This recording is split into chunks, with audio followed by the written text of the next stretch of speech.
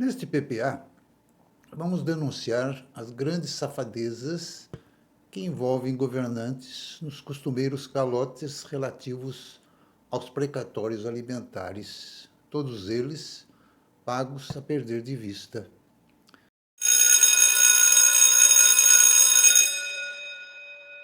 Diz o ditado: desgraça pouca é bobagem, mas a dos servidores não é não.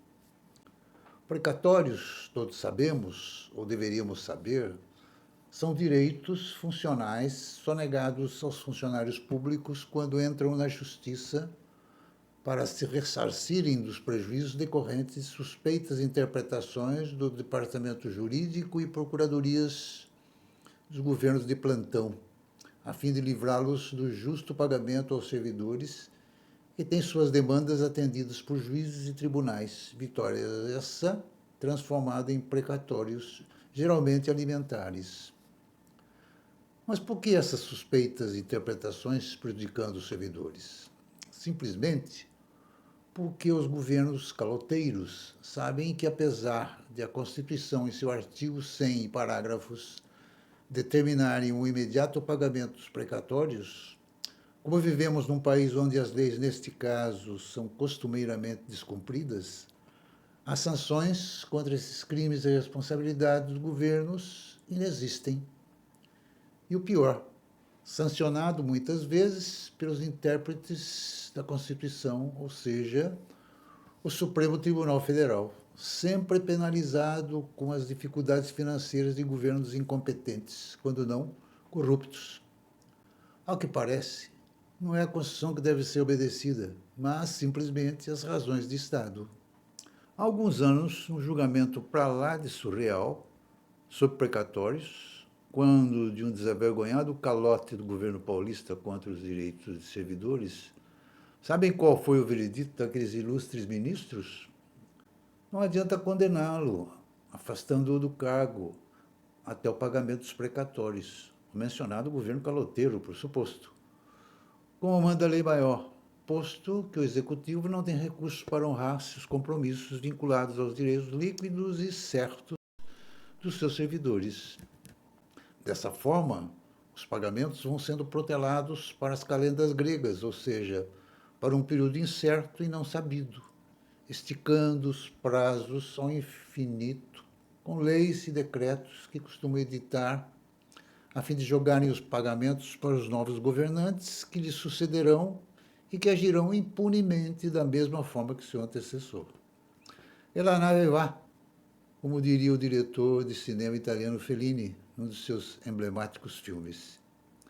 E é tal o prolongamento desses pagamentos que hoje mais de 100 mil servidores públicos detentores de precatórios já morreram, e cujos dependentes, herdeiros, nem de longe estão sabendo de seus direitos e cujos valores vêm sendo embolsados pelos caloteiros. E quando eles pagam, o que acontece? Atualmente, com muito custo, ainda estão pagando precatórios de 2011, ou seja, de 14 anos atrás. Bem, quando o dinheiro aparece, é depositado no Banco do Brasil, cujos valores já chegam a bilhões de reais. Aqui entra o Tribunal de Justiça, que receberá alguns bilhões com os quais irá autorizar os pagamentos, como veio acontecendo sem muita pressa, posto que os juros dessa dinheirama, ao invés de fazer parte do precatório do suplicante, não sabemos o porquê os juros ficarão com o tribunal. Daí porque as execuções desses precatórios demorarem um novo tanto para chegar aos bolsos dos pacientes servidores. E haja paciência. Sob esse aspecto, a demora dos pagamentos de precatórios por parte do tribunal mereceria uma concentração dos prejudicados à porta da corte, com cartazes perguntando as razões dos longos atrasos do pagamento dos represados precatórios, que denunciamos em parágrafo anterior. Quem sabe, com tal procedimento, o tribunal esclareça as razões dos atrasos. Concluindo, e assim ficamos nós no aguardo do longínquo tempo de espera para o recebimento de nossos precatórios, posto sermos a parte fraca e desamparada nesses processos. Neste aspecto, Estamos sempre à mercê da boa vontade daqueles que tomam conta de nosso dinheiro.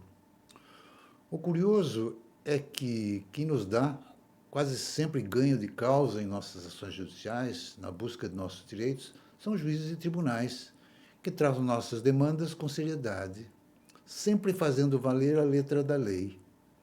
Mas nem todos, é claro, pois todas as vezes que perdemos uma demanda em determinadas varas, para em seguida sermos agraciados com uma decisão favorável em novos julgamentos definitivos, ver-se-á que aquele juiz e tribunal cometeu um erro na interpretação da lei, coisa impensável para aqueles que têm os códigos em mãos. Neste aspecto, lembro inúmeras decisões desfavoráveis de juízes e tribunais em várias instâncias no julgamento da GGE, aos aposentados do magistério estadual, que, em decisão definitiva do governador, deu-lhes ganho de causa. O que talvez significassem decisões controversas nos julgamentos em algumas varas judiciais nas quais nossas ações não obtiveram êxito. Assim fica claro o célebre aforismo: a mão que nos afaga poderá também nos bater. Neste PPA, não poderia deixar de lado as explicações do Dr. Júlio Bonafonte, assessor especial da Udemo e o mais completo conhecedor de tudo aquilo que se refere a precatórios. Ouçam-no com atenção. É muito importante explicar o que é precatório, porque às vezes se confunde precatório com processo. Veja bem, nós estamos falando de salário, aposentadorias e pensões. Por isso que é caráter alimentar, comida, que foram sonegados há 10, 20, 30 anos do funcionalismo. Vamos pensar, o Plano Cruzado, que é de 1986, quantos anos já passaram? Já passaram quase 40 anos. E entrou por causa do gatilho salarial, com os processos demora 20 anos para julgar, e pode transitar de julgado, que é uma decisão definitiva, aí se faz o precatório, tira o produto econômico do processo, para ver, depois de muitos anos, o que deve para você de caráter alimentar. E aí surge o precatório. Tem uma tramitação normal, entra no tribunal, número de ordem cronológica, só que, vamos fazer um paralelo já, dizendo para você o seguinte: alimentar. Esse país tem a maior vergonha do calote oficial. Não existe maior calote oficial nesse país que o pagamento do precatório. Vou dar um dado para você, bem simples. O Estado de São Paulo está pagando precatório de 2011. Nós estamos em 2025. Então, realmente é um calote. E aí você diz, a decisão judicial não cumpre. Transitar de julgado definitiva. Não se cumpre a Constituição do Estado, não se cumpre a Constituição Federal. Então, o governante que pratica tem que ter impeachment, que ele jura cumprir. Tudo isso quando toma posse. E na hora não faz nada. E por que ele faz? Porque o Supremo Tribunal Federal, maior culpado dessa situação, há muitos e muitos anos, simplesmente resolveu não punir quem não paga. Ora, se não é para punir quem não paga, para que pagar? Então, calotes e moratórias infinitas. Tivemos uma infinidade de moratórios. A gente vivenciou lá em Brasília, no Supremo, diversas emendas constitucionais, até para tentar resolver essa situação. E dentre elas, eu estou dando essa introdução para que você entenda o que é precatório. E é bom, porque muitos colegas, primeiro dado alarmante, que eu denunciei até na Comissão de Direitos da ONU, que esteve em São Paulo, mais de 100 mil colegas nossos acabaram falecendo sem receber em vida o legítimo direito. Seu salário, sua aposentadoria, pensão, ficou para os herdeiros, para os netos, o que é um verdadeiro absurdo, porque é um calote, e é um calote.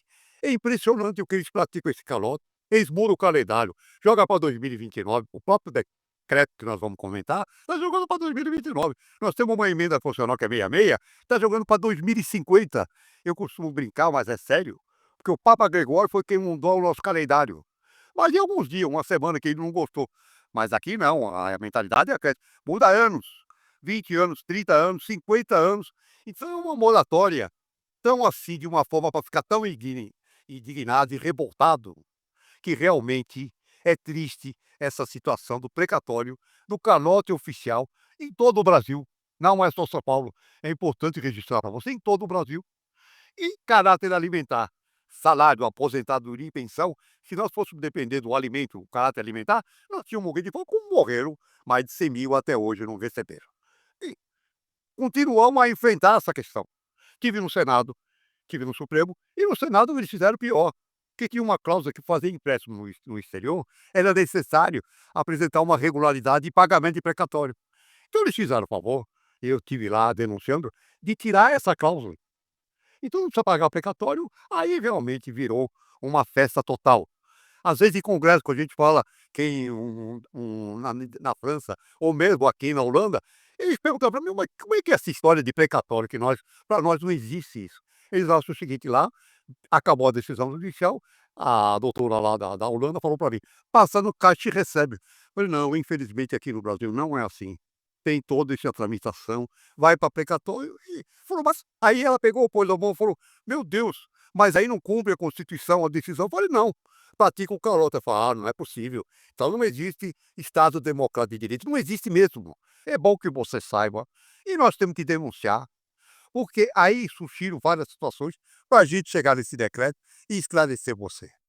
Em 14 de março de 2015, já estamos chegando, vai completar 10 anos, o Supremo Tribunal Federal falou: "Bom, já que não resolve esse calote, vamos fazer o seguinte, vamos fazer um acordo. O credor, veja bem, alimento, salário, não se dá descontos. Não tem que diminuir nada, você tem que receber de forma integral".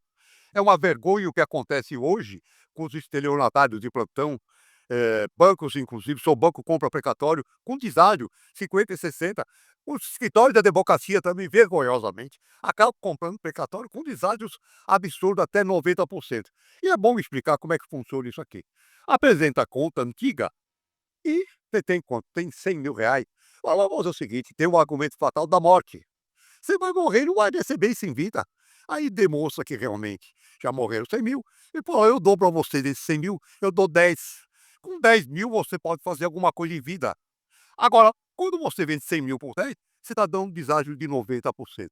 Criou um mercado, e esse mercado, eu falo que é comprar a alma da pessoa, e acaba vendendo por desespero financeiro, acaba abrindo mão do seu direito. Bem, e nessa decisão de 14 de março de 2015, há 10 anos, o rapaz do acordo. E o Supremo falou, numa questão de ordem, dado em 43,57, decidiu que podia fazer o acordo com deságio de 40%. O Estado de São Paulo logo pegou os 40%. Na verdade, não era até 40%. Podia ser 5, 10, 15, 20, 25, 30, até 40. Não, ele só fez com 40. E esses 10 anos só fez acordo com 40%. A prefeitura ainda deu uma graduada, a prefeitura de São Paulo. Mas mesmo assim, deve. A dívida do Estado é 35 bi, da prefeitura 32 bilhões de reais. E aí também nessa decisão de 14 de março de 2015, a DIN 4357, surgiu a utilização da conta de depósito social. Eu queria dar esse esclarecimento bem rápido para vocês, para nós chegarmos no decreto. A conta de depósito social, a parte que entra na justiça, qualquer caso, é obrigada a depositar, não há importância. E isso fica numa conta. E o que é pior, hoje no Banco do Brasil. Então, o Banco do Brasil, hoje, só vou dar a cifra de que existe disponibilidade dessa conta: 110 bilhões de reais. Vou repetir a cifra: 110 bilhões de reais.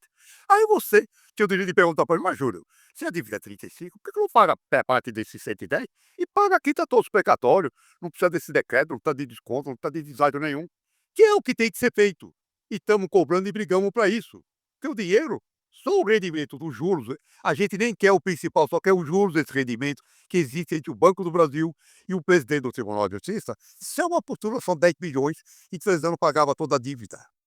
Então é importante que você guarde bem essa questão do depósito judicial, que nós denunciamos e continuamos fazendo uma lei, porque nós precisamos de moralidade, legalidade, transparência.